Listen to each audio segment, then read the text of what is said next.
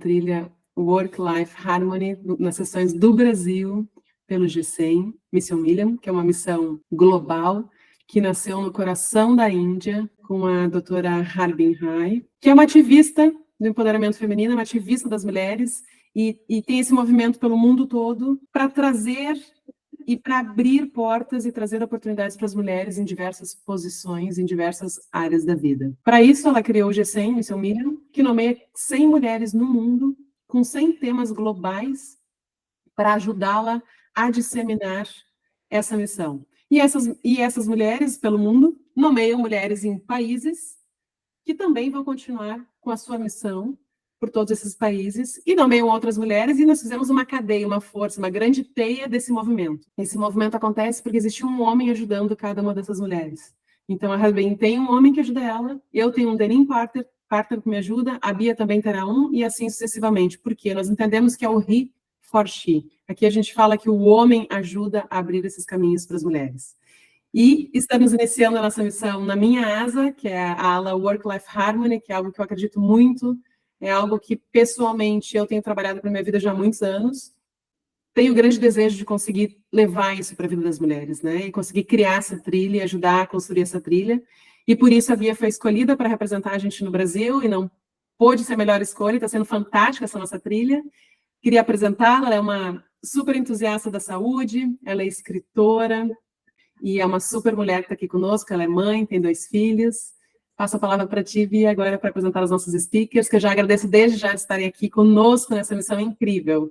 Muito obrigada, Simone. É uma honra representar o G100 no Brasil. Nós conversamos ontem a esse respeito, né? Eu acredito que não existem acasos, e gratidão pela oportunidade de fortalecer outras mulheres, a saúde, que é o cerne, o bem-estar é o cerne, e a vida de tantas outras pessoas. Abraçar iniciativas de voluntariado pelas causas que me movem me fortaleceu muito como pessoa e como mulher também. E essa causa nos reúne hoje aqui, esse painel, onde recebemos 2 convidadas potentes no tema liderança feminina e empoderamento. Nós ouviremos hoje as experiências da doutora Alessandra Raskovski, que é médica endocrinologista, especializada com certificações nacionais e internacionais, é fundadora do Ambulatório Clínico de Obesidade Mórbida da Faculdade de Medicina da USP, é mãe e idealizadora do projeto Cérebro em Ação, um lindo movimento de prevenção do Alzheimer, onde nos encontramos e nos conhecemos. Doutora Alessandra, muito obrigada pelo apoio. E Neivia Justa possui mais de 30 anos de experiência na formação de lideranças em comunicação, é jornalista, especialista em marketing, diretora de comunicação da FSB, fundadora da Justa Causa, que é a sua consultoria, é premiada em categorias globais de liderança, vencedora do troféu Mulher Imprensa, do Prêmio Aberge, coautora em títulos de diversidade e empoderamento feminino, é criadora do programa Líder com Neiva e de outros que desejamos conhecer também. Neiva é mentora e mãe também. Neiva, obrigada pela presença. O objetivo hoje é que essas mulheres incríveis tragam suas contribuições, incentivando todas, mas também todos, que unam suas vozes às nossas. E para iniciarmos esse bate-papo, eu desejo apresentar oficialmente a Simone. É uma mulher de muita força e possui uma trajetória de vida e de empoderamento, uma história profissional ascendente e que hoje empodera mulheres no mundo inteiro. Simone lidera projetos globais, facilitando a aceleração de startups, uma liderança muito humanizada, que eu tenho o privilégio de ter conhecido, e estou muito feliz de apoiá-la nessa causa. Boas-vindas às nossas convidadas, a palavra é sua. Bia, obrigada pelas palavras, obrigada por apresentar essas mulheres incríveis, com tamanha jornada, e é incrível, eu quero mais ouvir elas do que falar de mim própria, mas o combinado é esse, eu fazer uma introdução contando um pouquinho sobre mim, mas estou curiosíssima para ouvi-las. Bom, falando um pouquinho da minha jornada, eu não posso me furtar de falar que vem das minhas raízes, né? Da minha família. Acho que tudo começa lá atrás. Tudo começa lá atrás. Eu sou a terceira filha de 5 irmãs, filha de pais humildes, semi-analfabetos, em que ambos, tanto meu pai quanto minha mãe, sempre trabalharam muito por questões de... precisavam para viver, né? Trabalhavam sempre. De famílias humildes os dois, mas sempre, sempre, sempre nos disseram, para todas nós, as 5, estudem, estudem para terem a sua liberdade e independência. Me lembro Gênero e número e grau sempre falando isso para nós, e em casa nós nunca tivemos a questão do sexismo também, aprendemos a fazer tudo, e o meu pai, tanto meu pai quanto a minha mãe, os dois sempre me empoderaram as minhas irmãs muito, sempre nos deixaram voar, muito, e sempre acreditaram na gente. Acho que aí começou o meu empoderamento. Com isso eu pude desenvolver a minha autoliderança, com a minha curiosidade, e ir desbravando caminhos os quais eu ia descobrindo fazendo, essa que é a verdade. Eu nunca tive um grande mentor de dizer vai por aqui, vai por lá, até porque meu pai não tinha esse conhecimento a nível de educação, a nível mais corporativo, como a gente existe, como tem hoje, né? Então eu comecei nesse universo da liderança. Eu costumava dizer que eu não sou uma boa vendedora, mas um dia me disseram que eu sou uma ótima vendedora, porque com 13 anos eu falei para minha irmã, olha, eu quero trabalhar fora, arranje um emprego para mim. Mas assim, trabalhar fora, 13 anos não me interessa, eu quero ir para a rua, eu quero trabalhar. E com 13 anos eu comecei a trabalhar, o ensino médio, comecei a trabalhar, mas aquelas coisas de início de carreira, que a gente faz tudo de tudo um pouquinho, operacional, trabalha com amigo de um, com amigo de outro.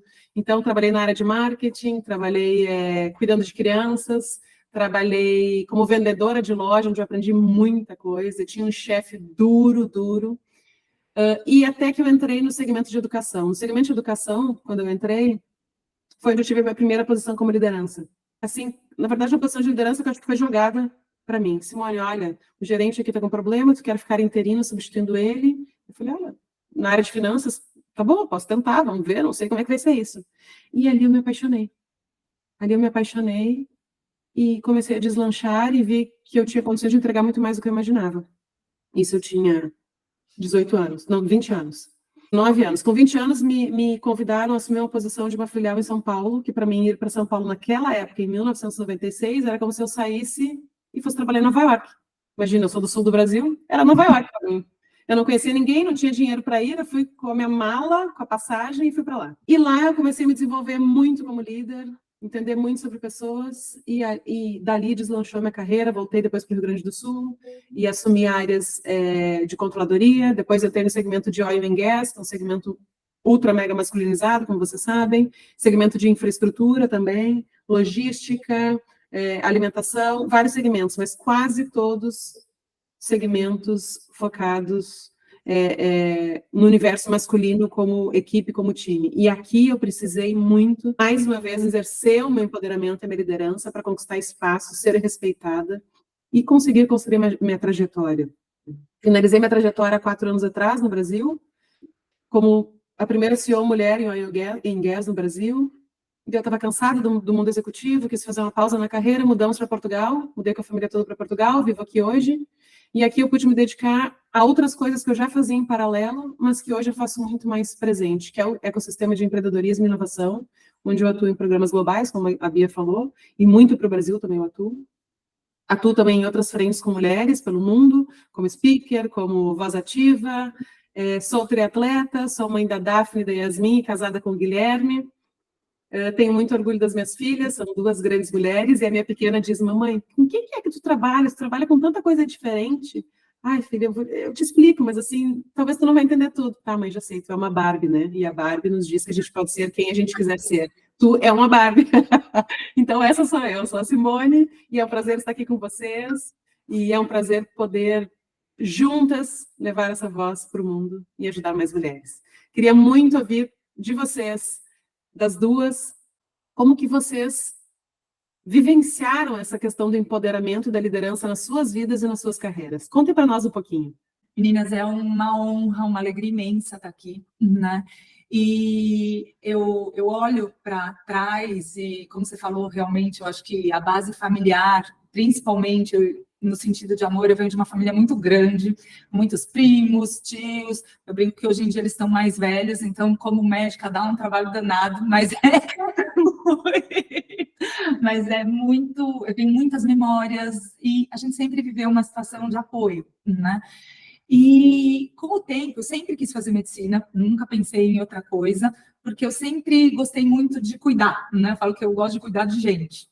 E na minha história era muito difícil decidir para que área eu ia, porque eu falava, ai, mas tem que escolher, porque eu queria fazer tudo, né?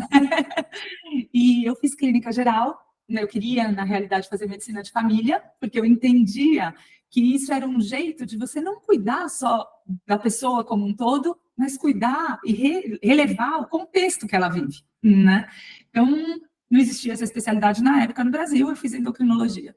E eu achei interessante o que vocês falaram, porque a gente fala do empoderamento feminino, mas é difícil olhar para isso e não pensar nos homens que nos apoiaram primeiro também. Então, em muitos momentos, o que tornou possível os meus sonhos foram homens que me deram, pega, estrutura, faz por aqui, põe método. E eu fui fazer medicina mente-corpo nos Estados Unidos. E depois que eu fiz isso, eu voltei com um olhar muito diferente para cá. E realmente, os polos internacionais de conhecimento sempre foi uma busca muito grande. Eu sou muito ávida por conhecimento.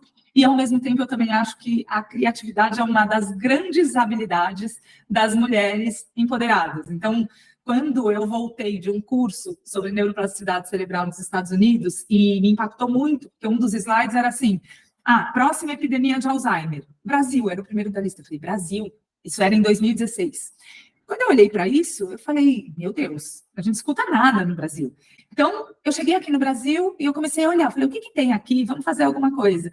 E eu fui muito acolhida, né? Aqui no meu consultório, eu tenho uma clínica que é uma clínica grande, e minha família. Então, eu falei, eu vou fazer algo para comunicar, pelo menos para a gente avisar as pessoas que existe uma evidência de proteção, porque existe um estudo que analisou mais de 10 mil pessoas e analisou pessoas de 60 a 77 anos com declínio cognitivo. Vou mostrar aqui, tá? Eu criei a roda do cérebro. A Bia, uma oportunidade aqui de te agradecer. A Bia é uma super dente de leão. Dente de leão são os voluntários do Cérebro em Ação, para contar a grande informação que Alzheimer começa 30 anos antes da doença estabelecida. E aqui no Brasil, o ano passado, foi publicado o Estudo Brasil, esse braço, e aqui chega a 48% de prevenção de Alzheimer ou de atraso se a gente controlar os 12 fatores de risco. E aí a gente vê o poder da corrente, né? De quando você tem a paixão e a ação, e você consegue trazer mais gente, e isso é potencializado de uma maneira revolucionária. O Matheus Macedo, do Vida Veda, ele foi um dos outros homens que me ajudou nesse projeto, porque ele falou, tá bom, você quer fazer isso com 2, 3 eventos que você custeia, que você pede ajuda e vai? Aonde você vai chegar? Eu falei, não, vamos botar isso para rodar no Brasil inteiro. E assim nasceram os dentes de leão, que dente de leão é aquela flor, né, que é chamada de esperança, e que a gente assopra e poliniza à distância.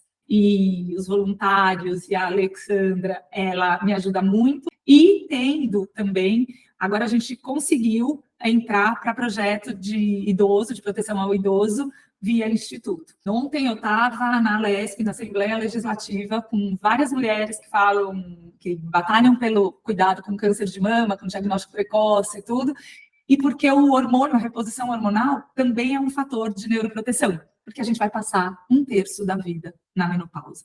Então, eu acho que isso, e quantas mulheres na pós-menopausa são provedoras de família, são inspiração, são movedoras, e a gente tem que pensar na gente individualmente, mas principalmente que a gente é uma força motora muito poderosa. Mobilizou tantas pessoas no pandemia, no pós-pandemia, nos encontramos da minha história de vida com meu pai, e eu atravessei tudo isso, mostra que o empoderamento traz essa força, unem causas em comum, muito, muito bacana.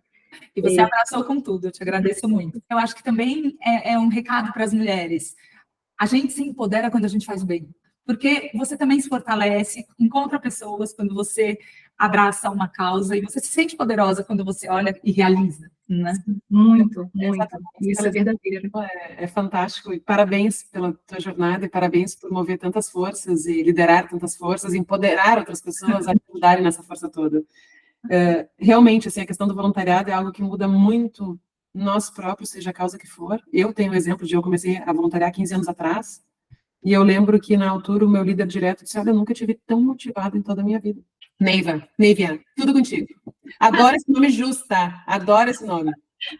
Eu sou cearense, tenho 54 anos, já estou na menopausa há alguns anos, né, e está tudo bem, né?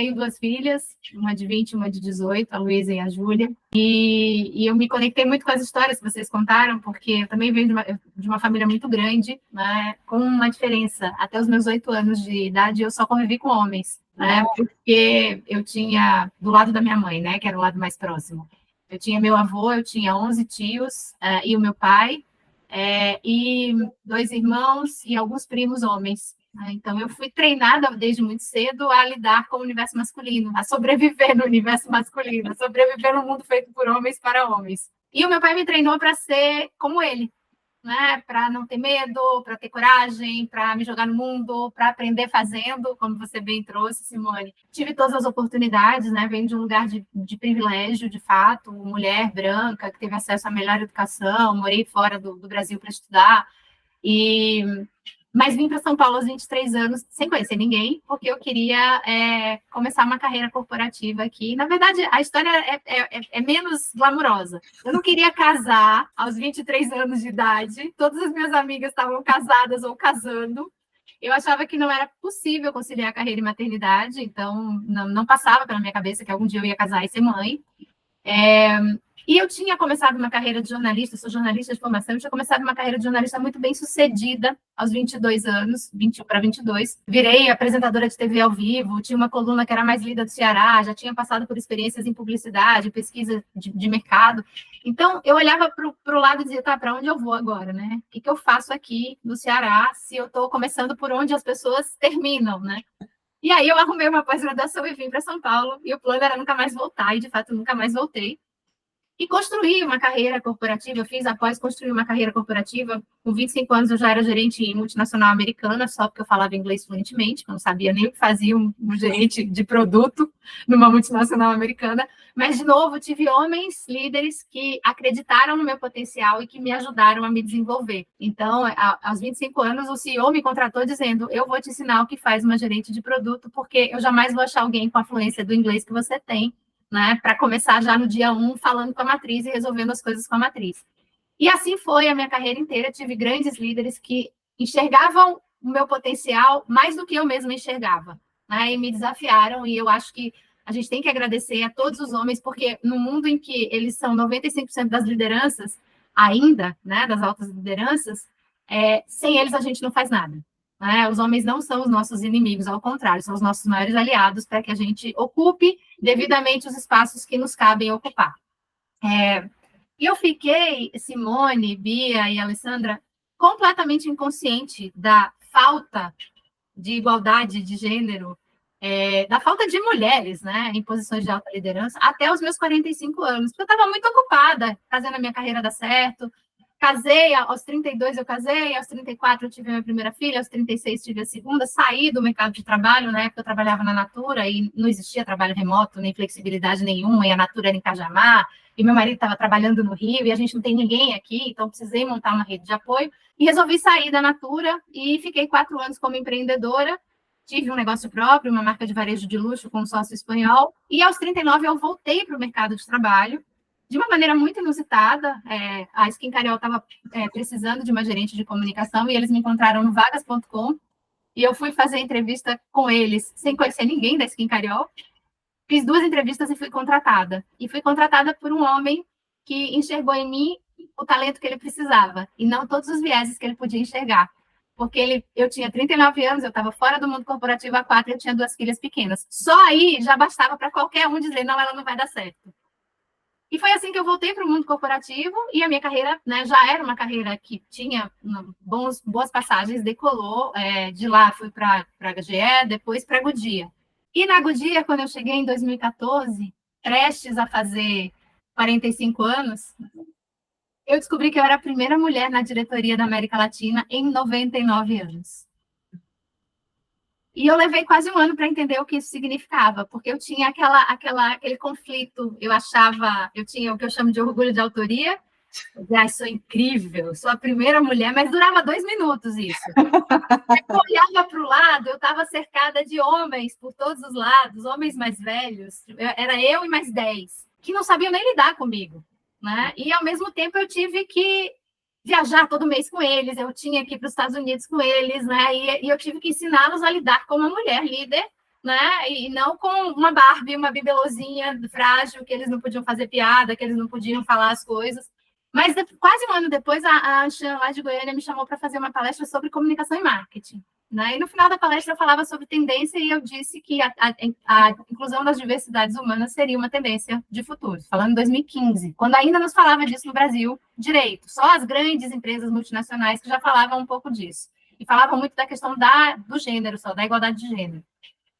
E aí eu mostrava uma foto minha com o diretor de RH, que era um homem negro, e com o meu CEO, que era um homem branco, careca, de olho azul, que eu dizia que parecia um Bebê Johnson gigante. E eu dizia, essa é a foto mais diversa que vocês vão ver de uma empresa multinacional no Brasil hoje.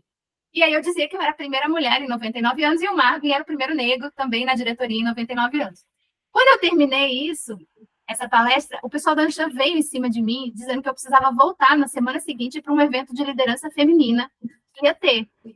E, gente, eu confesso que eu achei o termo muito estranho. Eu nunca tinha ouvido esse termo, liderança feminina. Eu tenho um conflito com o termo até hoje, porque a gente não fala liderança masculina. Liderança não tem gênero, não tem cor, não tem idade, não tem nada, né? Líder é líder. Líder é a pessoa que a gente é. Então, eu nunca uso esse termo. E eu falei, gente, mas eu não tenho nada para contar. Imagina. Não, volta, pensa e dá a resposta para a gente na semana que vem. E aí eu voltei para São Paulo e fui estudar. E fiquei horrorizada com o que eu descobri. E mais horrorizada ainda com a minha inconsciência. E comecei a me sentir muito culpada. Mas também, eu sou muito da ação, muito pragmática. Rapidamente eu falei, gente, essa culpa não vai me levar para lugar nenhum. O que eu posso fazer? Né? Porque a culpa, ela paralisa a gente. Ela leva a gente para um lugar muito cômodo. O que eu posso fazer? Eu posso ir nesse evento e falar. Né? Eu posso começar a falar, eu posso começar a escrever. E aí eu olhei para as minhas filhas, que na época tinham 8 e 6 anos, e falei, caramba, eu preciso fazer alguma coisa para deixar o mundo melhor para elas, né? Minhas meninas merecem herdar um mundo mais igual, com mais oportunidades, né? Com menos desigualdade, que é o que a gente enfrenta, com menos violência, menos assédio, menos tudo, né? Salários iguais. E aí eu comecei a falar, eu me enfiava em tudo que era evento, eu comecei a escrever. E aí, em 2016, eu estava muito incomodada para onde eu me virasse, eu só via homem, branco, hétero, cis, sem deficiência. Aí eu criei uma hashtag, onde estão as mulheres?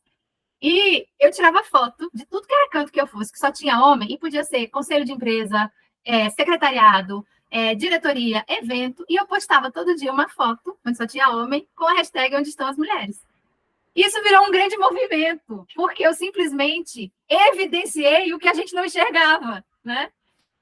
E fui extremamente agredida, quase desisti. E olha que a minha plataforma era o LinkedIn, onde as pessoas deveriam saber se comportar e respeitar, né? Mas fui muito agredida, muito violentada verbalmente por homens.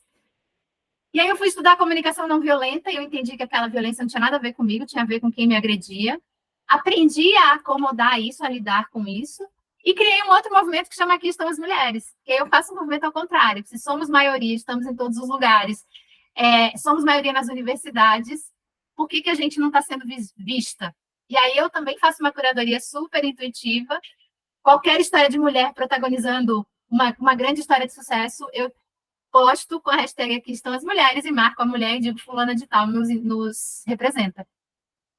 Nesse momento, também lá, final de 2016, começo de 2017, eu entendi que sororidade era uma ficção. A gente avançou muito nesses 7, 8 anos. Mas lá, as mulheres que não me conheciam me escreviam no privado perguntando o que eu queria em troca. E eu achava muito estranha aquela pergunta, e aí eu comecei a entender. E eu dizia, mas por que você acha que eu quero alguma coisa em troca? Porque você está me promovendo, você nem me conhece. E aí eu dizia para ele, continuo dizendo, hoje, graças à evolução que a gente teve, eu tenho que dizer cada vez menos isso, mas eu sempre disse que, para mim, a vitória de uma mulher é a vitória de todas nós. Qualquer mulher que chega em algum lugar e onde nunca estivemos, ela mostra para todas nós que a gente também pode chegar. Ela inspira as nossas meninas a desejarem estar naquele lugar. Eu lembro quando eu fui fazer vestibular, eu queria ser astronauta. Só que em 1986, 87, não existiam mulheres astronautas. Logo, eu assumi que esse lugar não era para mim. Então, a gente precisa celebrar e a gente precisa evidenciar isso. E aí, de lá para cá, né, onde estão as mulheres e aqui estão as mulheres, eu acabei ganhando uma notoriedade e uma influência que nunca fez parte do plano, né, ganhei prêmio, me tornei Top Voice do LinkedIn, depois Top Voice por 2 anos já seguidos do Thinkers 360, Vital Voices, um monte de coisa.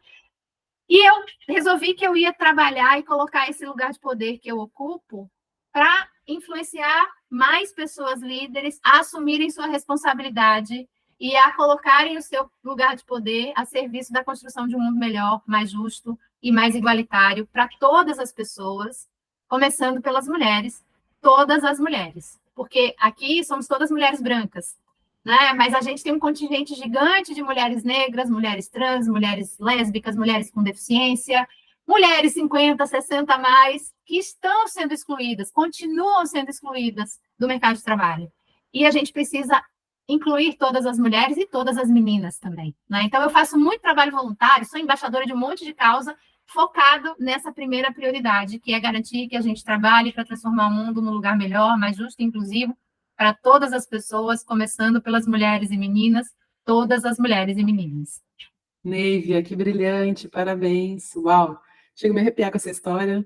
É daquelas cearenses porretas, como a gente diz, né? Vem com tudo, foi para São Paulo e começou a cavocar e um monte de coisas. Mas o mais legal de tudo isso é quando tu falas assim, e eu vou usar um pouquinho mais a Neívia agora, porque a Neívia pode viver no mundo corporativo como eu vivi, mas ela muito mais em corporações muito maiores.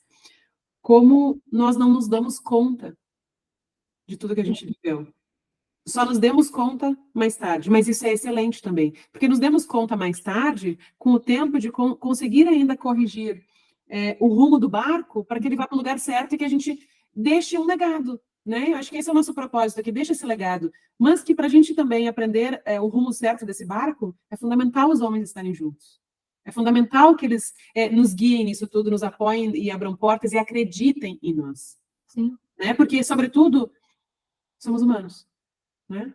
Somos humanos. Começamos falando de agênero, somos humanos, né? Somos pessoas, e aí eu acho que começa tudo, e concordo em gênero, número e grau contigo em relação a ter a coesão com todas as gerações, essas intergeracionalidade, a questão de gênero também completamente incluída, a questão de raça, credo, enfim, tudo. E no G100 a gente consegue perceber isso. Isso que a Harbin criou é uma maestria gigante. Eu estive no evento em Londres, agora em novembro passado, e foi o meu primeiro evento presencial com eles. Eu cheguei lá, eu fiquei chocada, assim. Quando eu entrei na porta, eu comecei a olhar para os lados, eu falei, meu Deus, onde que eu tô, gente? Era mulher do mundo todo, com burca, sem burca, japonesa, chinesa. Eu falei, gente, que experiência mais incrível, como Deus é bom ter uma experiência dessas. E ela passou meses para eu assumir essa causa. Eu não queria, não estava bem comigo mesma. E ela insistindo. Eu falei, peraí, tem algo, né? É para eu fazer alguma coisa, eu vou aceitar essa causa. E estou aqui com vocês hoje e super orgulhosa de ter vocês nesse painel, essas histórias fantásticas, fantásticas. Só tenho a agradecer a missão que todas nós fizemos por mais mulheres e por todos. E é assim que a gente vai conseguir chegar longe, né? E é assim que a gente vai conseguir ecoar essa voz toda. Simone, tem uma coisa que eu falo, e eu tive muita preocupação quando eu comecei, porque eu venho de um lugar de muito privilégio, né? Então, eu dizia, gente, como é que eu vou me conectar com as pessoas que não tiveram todo o acesso que eu tive?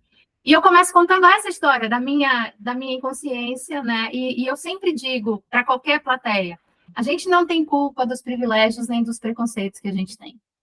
A gente não escolheu nascer numa família privilegiada e a gente não escolheu ser educado numa sociedade machista, racista, homofóbica, etc. Tudo que a gente sabe. O que não pode, para mim, é a partir do momento que você tem consciência dos seus privilégios e dos seus preconceitos, você assumir uma posição de não transformar isso. Então, assim, a partir do momento em que você tem consciência do seu privilégio, use o lugar de poder que você ocupa para transformar a realidade para melhor para todo mundo. E a partir do momento que você tem consciência dos seus preconceitos, trabalhe para tentar desconstruir ou minimizar esses preconceitos. Porque se você não faz isso, você coniventemente, conscientemente fez uma escolha de ficar parado no mesmo lugar. Uhum. Então, e aí, quando eu começo com essa fala, a conexão acontece imediatamente. Isso é uma dica que eu deixo aqui, né? Incrível, incrível. É espetacular. E queria que vocês trouxessem alguma situação, assim, engraçada ou chocante que vocês tiveram nas suas carreiras, enquanto líderes mulheres empoderadas, de alguma fala de alguém, de algum questionamento. Por exemplo, eu vou trazer uma minha, que me chocou muito, de uma pessoa que trabalhava conosco, uma mulher. Teve um dia que eu estava em muitas reuniões e tal, e já eram 3 da tarde, e eu falei, pede um X para mim. Ela olhou para mim e falou assim, nossa, ela come X. Eu olhei para ela e falei assim, oi, eu sou uma pessoa normal como você, como o João, como o Pedro. E teve um outro evento também que eu me emociono muito, tudo que me toca muito eu me emociono. E eu chorei. E ela de novo veio e falou assim, nossa, ela não é tão de ferro assim, ela chora. Gente, Queria ouvir de vocês, vocês já viram histórias assim? Ou aconteceu coisas com vocês assim? Porque isso são coisas que me chocam, né? Porque quando a gente fala de mulher líder, empoderada, que vai lá e faz, arregaça as mangas, como eu costumo dizer que qualquer um pode arregaçar as mangas e fazer, qualquer um pode ir atrás de oportunidades, a gente está ajudando a encurtar esse caminho que a gente não teve encurtamento. Essa que é a verdade, né? Tudo é possível. Nós não nascemos prontas. Nós tivemos que lapidar muita coisa na nossa jornada para chegar onde chegamos e onde ainda queremos chegar. E, inclusive, para deixar esse legado que a gente está construindo agora. É uma jornada dura, pesada e constante. Né? Então, eu queria ouvir um pouquinho de vocês. Se vocês têm alguma histórias bizarras ou experiências bizarras nesse sentido que pudessem trazer para nós aqui nesse painel. Eu tenho. Deixa eu contar rapidinho duas, Alessandra, porque são dois temas que são muito, muito sérios e que a gente não resolveu ainda, está longe de resolver. Primeiro é assédio sexual. Eu tinha 24 anos quando eu sofri um assédio sexual. Meu primeiro emprego aqui numa petroquímica, ambiente extremamente machista, né? Um ambiente que, na época, os líderes se vangloriavam de levar os clientes para o Café Fotô e para o Gruta Azul, lá em Porto Alegre. Eu estava numa sexta-feira, final de expediente, e um gerente, que era par do meu chefe, aparece e diz assim, a minha esposa está viajando, eu quero levar você para um hotel. Consegui ter uma reação, né? Porque eu disse para ele, eu peguei a minha bolsa e disse, eu não saio com homem casado. E fui embora. E passei o fim de semana de cama. A única vez na vida que eu tive enxaqueca, fiquei de cama, porque eu não tinha para quem contar isso. Eu morava sozinha, não podia compartilhar com meu pai e minha mãe, que eles pegavam um avião e vinham, me pegavam, e nunca mais eu voltava para São Paulo. E eu tinha certeza que eu ia ser demitida quando eu chegasse na segunda-feira, que ele ia fazer a minha caveira. E cheguei segunda-feira esperando ser demitida. No final do dia, não aconteceu nada. No final do dia, o sujeito aparece e diz assim, e aí, pensou melhor? Eu falei, eu mantenho o que eu disse para você, eu não saio com homem casado. Aí ele falou, tá bom, se você mudar de ideia, eu tô por aqui. E ficou por isso mesmo, e ele continuou sendo promovido e tal, né? E essa é uma questão, uma coisa que aconteceu há 30 anos, e a gente continua passando por isso. As nossas meninas continuam passando por isso. As empresas fingem que não acontece. Mais de 50% das mulheres que trabalham em empresas já foram assediadas sexualmente e apenas 5% delas denunciam, porque não confiam. E outro tema que eu quero contar também rapidamente, quando eu estava na Goodyear, a gente fez um grande evento lá em Miami para os distribuidores, né, de pneus, e aí eles iam com as esposas e tal. E o meu CEO na época estava divorciado, ele me chamou para sentar na mesa dele com alguns clientes. E começou aquele zum entre as mulheres, sabe? E aí, num determinado ponto, ele foi abrir o evento e aí ele me chamou, me apresentou como diretora de comunicação da América Latina, responsável pela organização do evento. Eu subi no palco. Quando eu voltei, o ambiente era outro. E uma delas me disse, com todas as letras, que ela achava que eu era amante do CEO. Então, gente, são dois temas ainda muito complexos no mundo corporativo. O tema do assédio e o tema do julgamento quando você vê uma mulher ascendendo, ocupando uma posição alta, aquela história, com quem será que ela está saindo? Né? Por que mesmo que ela está ocupando essa posição? Então, são temas que a gente precisa encarar de frente. Esse último que tu falaste, eu ouvi muito, mas eu sempre fui muito respeitada. Se eu falar que algum homem me assediou, no mercado, no trabalho, assim, não posso, porque eu me posicionei muito, sempre respeitei muito, sempre criei esse espaço, assim, nunca deixei nem que pudesse perceber que houvesse espaço, coisa assim. Mas realmente é algo que E não é nem dos homens, né? Porque comigo aconteceu exatamente o que aconteceu com você. Porque tu és diretora, porque tu és CEO, é amante do fulano, é do Beltrano. Oi? E a competência onde fica? Sim. Porque tu chegou até aqui como? De que forma? Alessandra, o que tu tens para contar para nós aí, que a gente sabe que na medicina a coisa não é fácil também? Eu tive algumas situações, ainda muito menina, né? Eu tenho 30 anos de formado, ainda no fim da faculdade, eu era louca para fazer estágio em todo lugar, eu queria ver a parte prática, acompanhar professor, que era chefe no HC, e realmente eu fazia visitas com ele uma vez por semana, e deu um mês, acabou que rolou isso. Mas é interessante, uma coisa que eu queria falar, é que eu demorei muito para perceber, e eu nem pensava na palavra assédio. Eu falava, ele gosta de mim, eu me achava especial ainda. E isso eu acho que é um alerta que a gente tem que fazer para as mulheres. Porque eu falava, eu sou competente. Então, isso eu acho que é algo que a gente precisa tocar.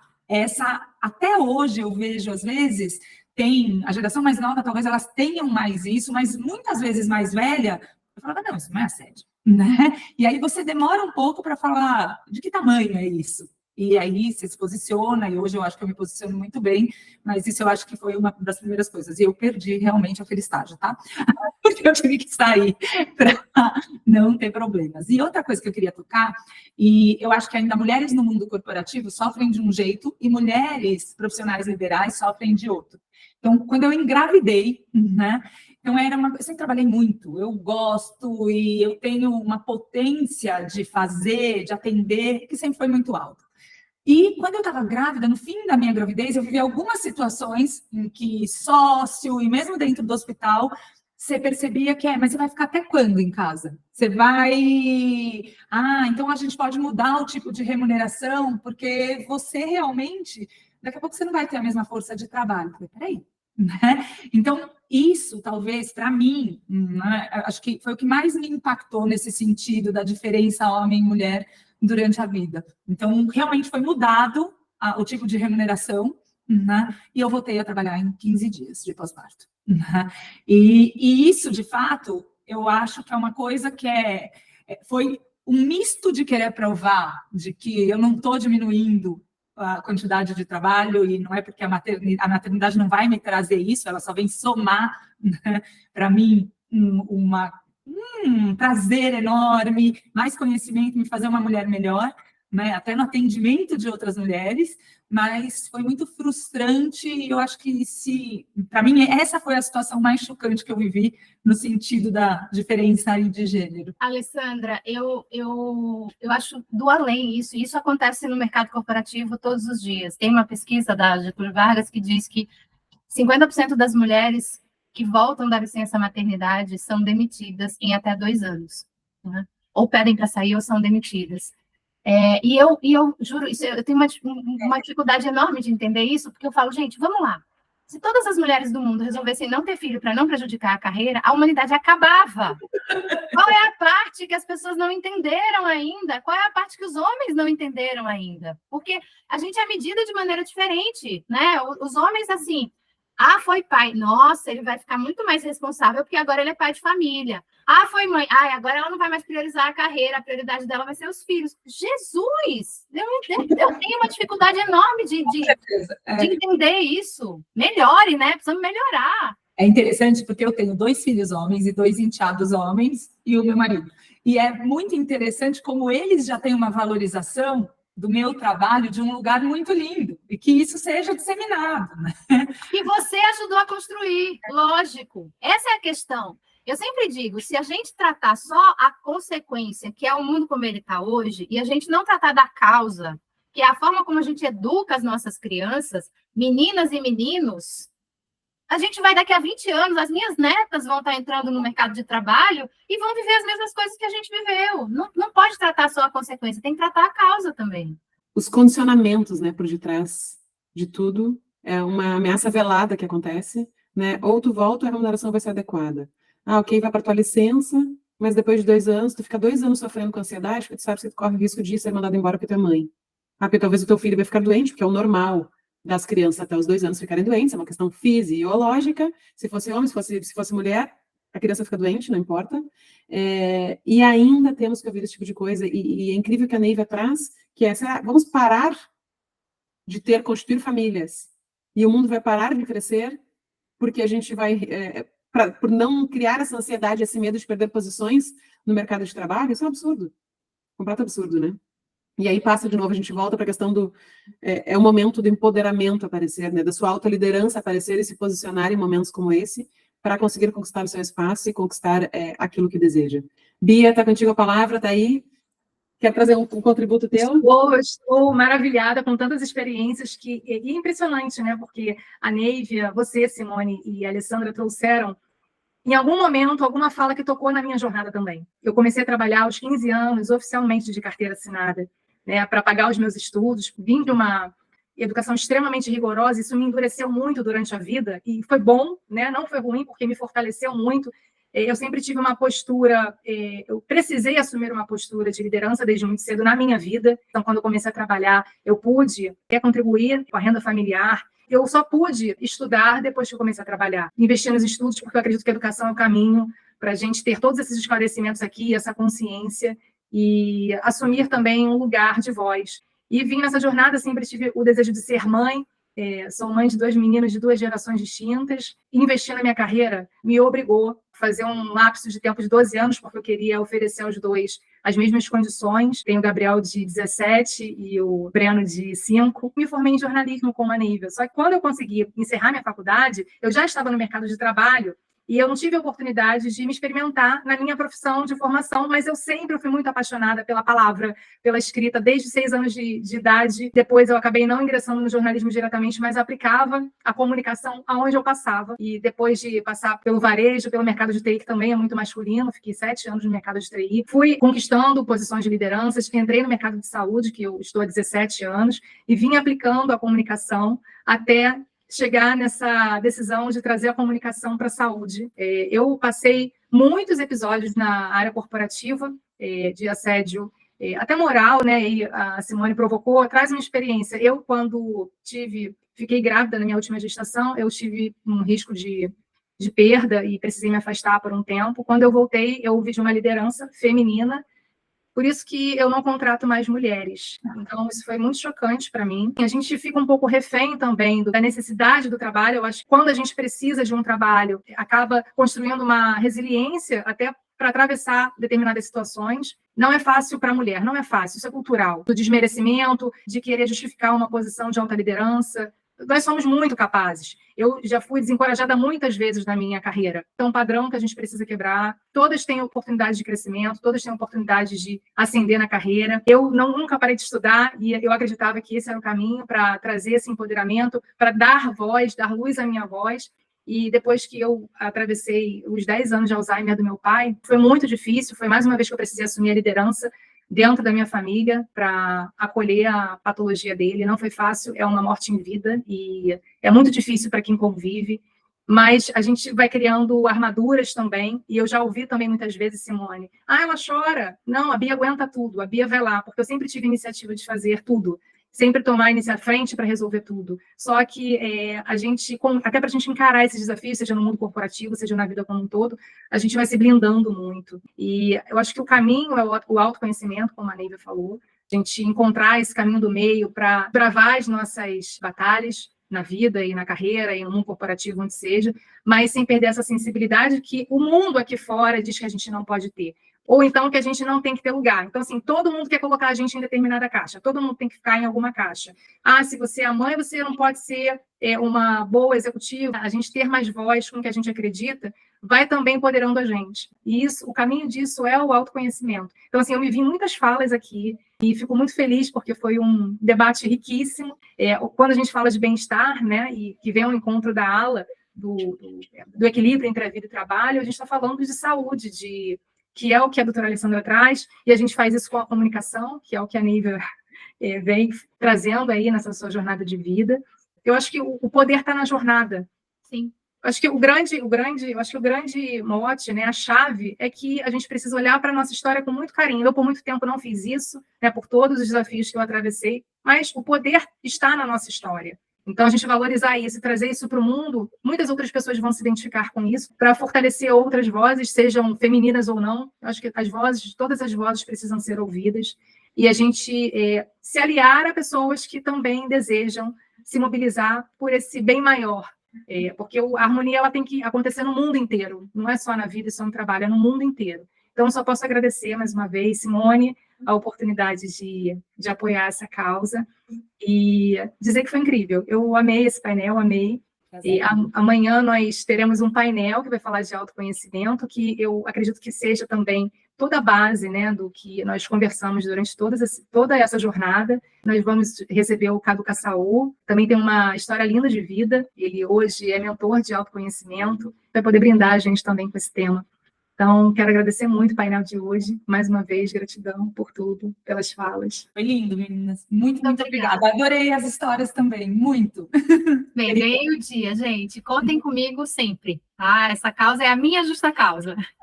Bom, só um pequeno resumo aqui do que a gente falou hoje, né, Bia? Que para encontrar harmonia entre vida e trabalho é fundamental termos o empoderamento dentro de nós, ou que alguém desperte isso que já existe dentro de nós, para que a gente possa exercer nossa autoliderança, a liderança para os outros também, principalmente o que também a gente falou aqui, a questão de mulheres genuinamente apoiarem outras mulheres sem querer nada em troca e sem competir, mas mais fundamental que isso, e a história de todas passa por isso, termos homens que também apoiem essa corrente. E não foi proposital, foi por acidente que nossa trilha começou com um homem falando e vai terminar com outro homem falando. É incrível. E eu tinha falado para a Bia, eu queria que nos painéis a gente tivesse sempre o equilíbrio de gênero, aqui mulher e homem, mas a gente não conseguiu e acabou que eles ficaram sozinhos nos painéis. Estaremos nós duas com eles, mas eles abriram e estarão fechando. Então, minha gratidão aqui, namastê, para vocês três. Obrigada por estarem juntas nessa causa e, sem sombra de dúvidas, nos veremos pessoalmente em breve ou em outras trilhas no mundo digital.